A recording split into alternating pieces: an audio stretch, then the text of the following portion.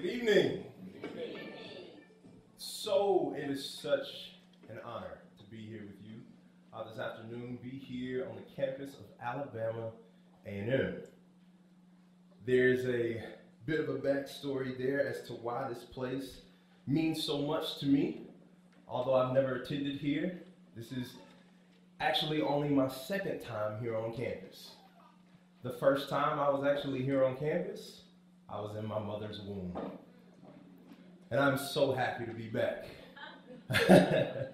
When I was telling the story to Dr. Upchurch, he let me know that I'm already ingratiated in the Bulldog family. So for that, I'm honored. And I have just the utmost respect for all of you who are here today. I came to share a story with you, one that is a bit familiar, but I will agree that it is a bit unorthodox as well. This story means so much to me because for years it has been my favorite movie from the time I was 5 years old. And I watched this movie, I could probably say about 20 times a year. And the reason I watch this movie probably about 20 times a year is because I learned something different every single time. And I really feel like if you watch this movie at 4, 14, 24, and 34, it will speak to you in a different way every single time. Now to this unorthodox portion, I will start by singing the theme song to this beloved movie like this. Nasabaya, Wallaby, Chibobo, way abba. Yes, ladies and gentlemen, I am talking about The Lion King. But this is what I want to tell you. This is an excerpt from a presentation that I do called What Walt Disney Taught Me. And I'm going to let you know what Walt Disney taught me about The Lion King. See, The Lion King is not just a story about a lion cub named Simba. It is a story that can speak and translate into so many life situations. See, there were so many expectations placed on Simba's life. Remember, from the day we arrived on the planet and blinking, step into the sun. There's more to see than can never be seen. More to do that can never be done. So Simba walked into this world with great expectations. Walked into this world as the next great king. And he was presented before the entire kingdom, held up on Pride Rock for all the animals to see. And in that moment, Simba was anointed, so to speak. Anointed and told that he was going to be the next great king. But I mean, come on, we are talking about Mufasa here. So how am I supposed to lead a life and how am I supposed to follow in those paw prints? But Simba had it in his mind that he was going to be the next great king, and that's exactly what he started out to do. He even said, I'm gonna be a mighty king, so enemies beware. Well, I've never seen a king or beast with quite so little hair. See, that's his haters talking to him right there. I'm gonna be the main event like no king was before. I'm brushing up, I'm looking down, I'm working on my roar. And from that moment on, Simba began to work on his roar. But from that moment on, every situation that Simba seemingly faced made him doubt his own greatness. Even his best friend Nala, they would wrestle and play just like young kids normally do. But Nala would beat Simba up constantly. She literally put them paws on him. She would wrestle Simba to the ground and look at him and say, pinned you again. And I've never been in the footprints of Simba, but I can imagine that would make me doubt my own greatness as well. So Simba is looking out over his kingdom one day, and he's sitting with his father, and he says, Simba, everything that the light touches is our kingdom, and you will be king of one day. Now Simba's looking out over this kingdom, this vast kingdom. As far as you can see, the light is touching, except this dark, shadowy place over there. So he says, Dad, what about that dark, shadowy place? And he says, Simba, you must never go there. That is beyond our borders. So Simba looks at his dad and he's like, wait, but I'm a king. I'm the next great king. I should be able to do what I want to do. So Simba formulates this plan and he sneaks off to this elephant graveyard one day. And he finds himself in a situation cornered by 3 hyenas. But Simba looks at these hyenas and he says to himself, I'm a king. You have to do what I say. So what do kings do when they get in trouble? They stand there and they roar.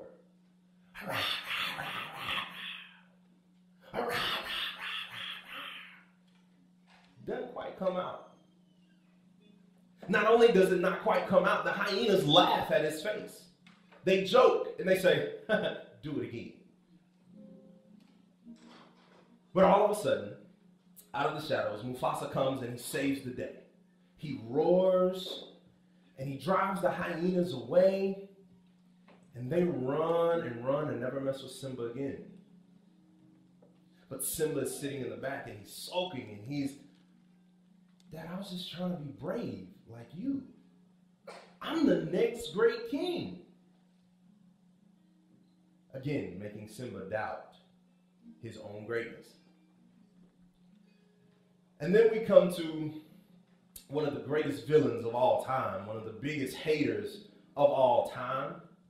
How many of you know that it is sometimes the people that are closest to you that want to see you fail the most? See, that biggest hater, that biggest villain of all time was Simba's uncle, Scar. And see, Scar wanted Simba's place in the kingdom. He thought he was the rightful king, so he was going to do anything he possibly could to get Simba away from that kingship. So he set up this situation one day in the gorge. He set up this stampede, knowing that the small cub Simba would surely get trampled in this stampede. But before he left, he reminded Simba of how big of a failure you are. Again, making him doubt his own greatness. He looks at Simba and says, you might want to work on that little roar of yours. And Simba says, oh, you heard about that? Simba, everybody heard about that. Woo! See, it hurts when our shortcomings and when our failures are put out there on blast for everyone to see. So this is what Simba did. He practiced and he practiced. And he actually got a little roar out. But before he knew it, his uncle had already set this stampede in motion to take him out. The stampede came and chased Simba, and Simba was running, and there was this big panic, and Zazu flew to go get Mufasa to come and save the day, and before you know it, that's exactly what Mufasa did. And when Scar saw his plan unraveling, he set up Simba and Mufasa to fail. And Simba lost his father. The greatest king of all time, the man I'm supposed to replace, is now gone. And not only is he gone, my uncle is telling me it's my fault. Simba, what will your mother think? And Simba says, oh no. What am I to do? And Scar looks at him and he says, run away and never return. That's exactly what Simba does. He runs so far and so fast that he ends up exhausted in the desert. Buzzards circling him as if he's already dead. And then along came a meerkat, and a warthog. And I'm going to take a pause from that story real quick to tell you, listen, and I hope you hear me, and I hope you hear me well. Doesn't matter how far, doesn't matter how fast you run away from your purpose, you run away from your destiny, others will always be able to see the greatness in you. See, Simba ran so far and ran so fast, he was trying to get away from everything that he had messed up. And then Timon and Pumbaa came upon him, and they said, hey, that's a lion. He eats guys like us. But then they said to each other, hey, that's a lion. What if he's on our side?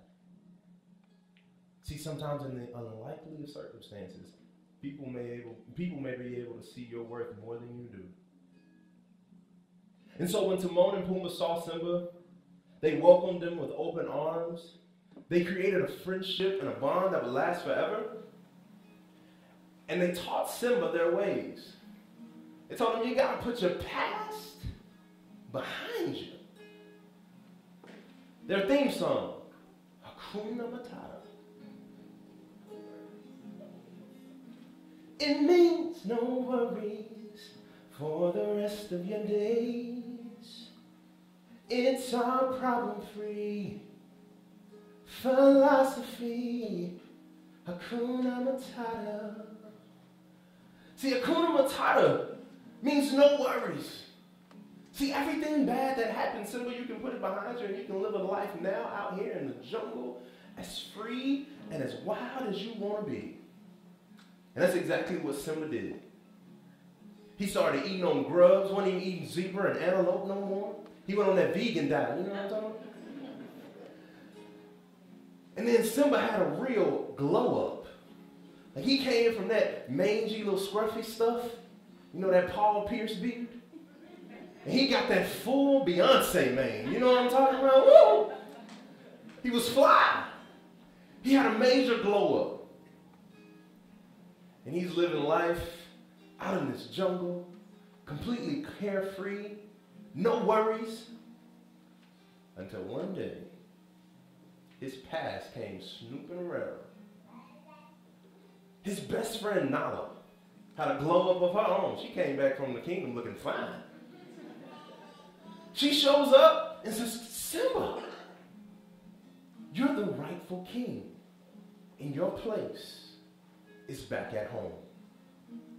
The kingdom is in disarray. Scar has taken over. There's no food. There's no water. Simba, we need you. And Simba is then faced with the situation and the choice to say, I can't go back. Do you know the damage that I've done? Do you realize the mistakes that I've made? How can I go back and face my family? I can't do that. I'm not going. So Simba continues to have this battle with himself, and he finds himself out in the jungle one day, and he's wandering around, and he runs into this old monkey.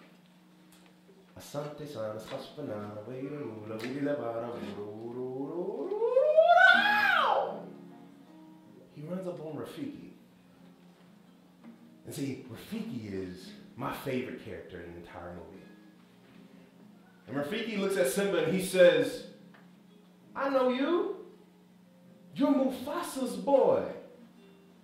And then Simba looks at Rafiki and he says, I guess you didn't hear. My father's dead. And Rafiki looks back at him and says, nope, wrong again. He lives in you.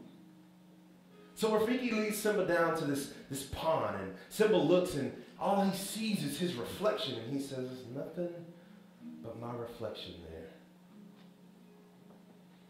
And Rafiki looks at Simba and he says, look harder. And he does. And at that moment, boom, Mufasa bursts through the clouds. And Simba sees his father and he hears his voice, and Mufasa says, Simba, you've forgotten who you are, and you've forgotten me. Your rightful place is back at home. Simba still has that battle, and he still looks and he says, You said you'd always be there for me, but you're not.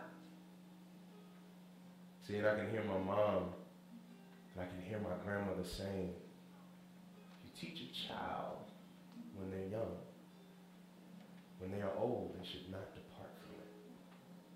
So Simba then makes up in his mind that, you know what? I have to go back home. And I have to take my rightful place as king. And see, this is where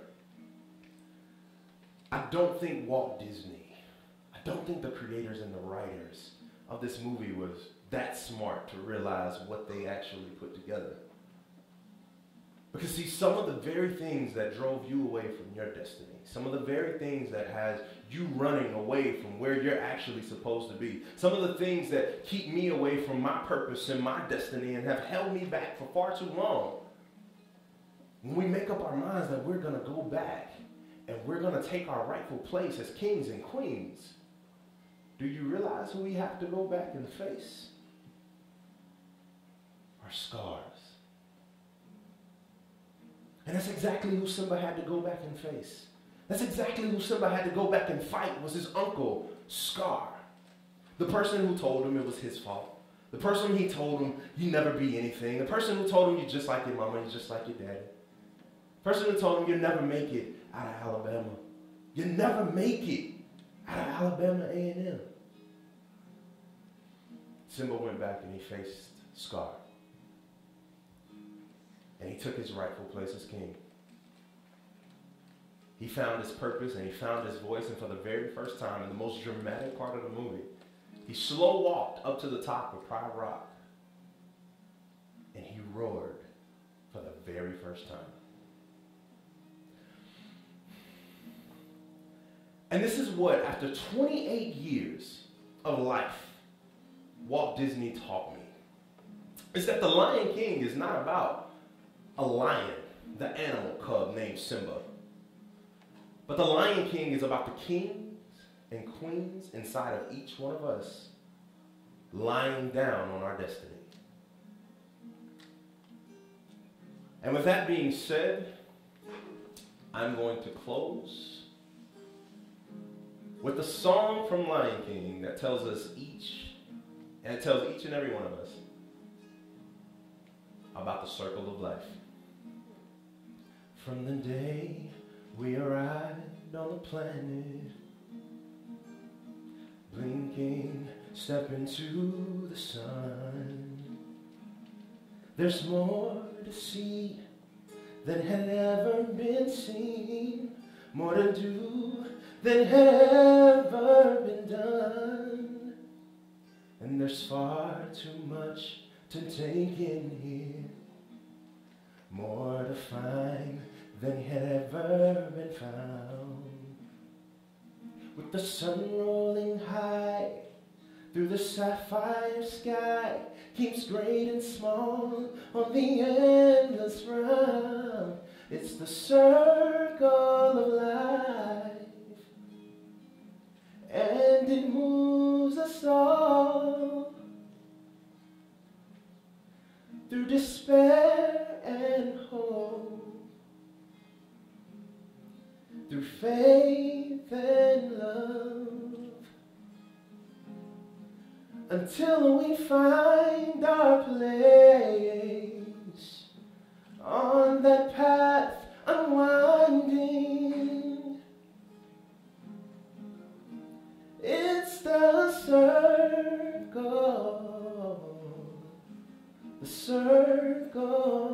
of life.